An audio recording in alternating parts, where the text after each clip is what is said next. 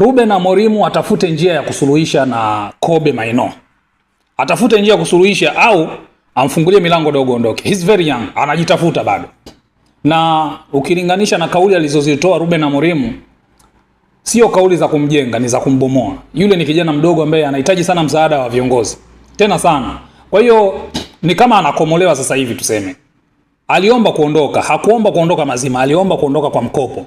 Which ambako ataenda pengine angepata dakika za kutosha za kucheza mpira. Na baadaye kama mtamhitaji mnamrudisha kwa sababu ni kijana ambaye ana kipaji, ana composure yale ya juu. Yaani anajua mpira. Na siongelee kukaa benchi. Kukaa benchi inatokea kwa mchezaji, unaweza kukaa benchi msimu mzima. It's okay. Lakini kwamba inafika hatua sasa unahojiwa au unaulizwa kuhusu huyo mchezaji, unatoa kauli kama zile sio nzuri, azimjenga. Alitakiwa atoe kauli za kumjenga na ziwe kauli professional. Sasa unaulizwa unasema kwamba nitaanza kumwanzisha katika kikosi cha kwanza mpaka pale atakapoonyesha kama yeye ni mtu sahihi na kama ataanzishwa ataleta ushindi. Sasa sio kauli nzuri. Hata Paul Scholes amekuja akajibu hiyo kauli, akasema hiyo sio kauli nzuri kwa kocha kuizungumza hasa kwa kijana mdogo kama yule. Kobe Maino ni kijana mdogo. Kwa hiyo amwachia yeye. Lakini sasa Ruben Amorim amekuwa kama anamkomoa dogo. Na ukiangalia ni kijana mwenye kipaji kikubwa sana. Timu kama Bayern Munich inamtaka. Chelsea wanamtolea macho. Ni timu nyingi zinamtaka Kobe Maino. Na anajua mpira.